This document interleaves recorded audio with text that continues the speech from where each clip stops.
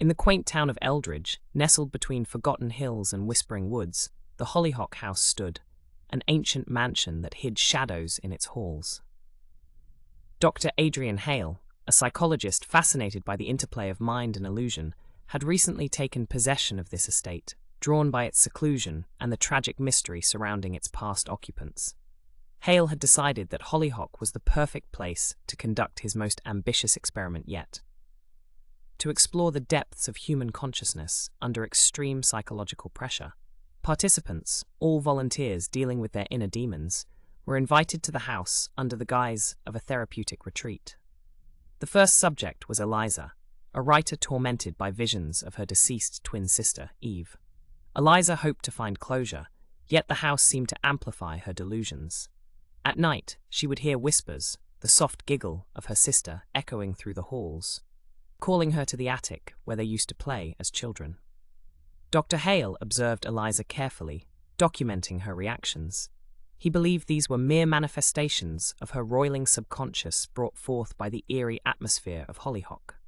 However, as days blurred into nights, his scientific detachment crumbled when other participants reported uncannily similar experiences, sightings of figures in corridors, cold touches in the dead of night, and personal items mysteriously relocated. Intrigued yet disturbed, Dr. Hale was compelled to delve deeper into the house's history. His research uncovered troubling patterns.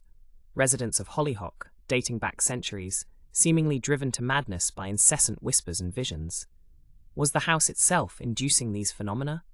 One evening, as twilight caressed the hills, Hale decided to confront the mystery head-on. He ventured into the attic, the epicenter of the disturbances. The air was thick with the scent of old wood and lavender, a scent his mother used to wear. A realization struck him. His professional pursuit had blinded him to the house's influence on his own psyche. In the dim light, piles of musty tomes and old toys lay scattered around. A particular doll caught his attention, a doll that belonged to Eve, according to Eliza.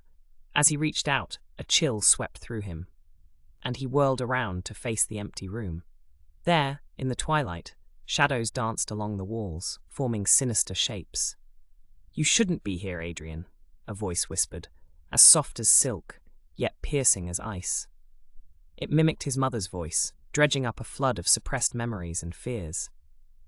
Adrian staggered back, grappling with the realization that the house was not merely stirring past traumas of its occupants, but seemed to possess a consciousness of its own, feeding on their psychological vulnerabilities.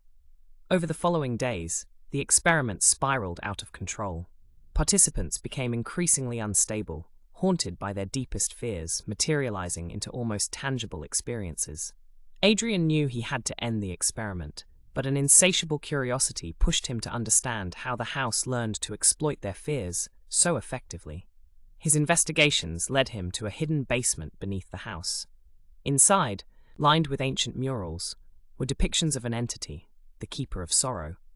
Legends spoke of it as a spirit that collects the woes and fears of those it encounters, gaining strength from their psychological energy. Adrian realized he was not conducting the experiment.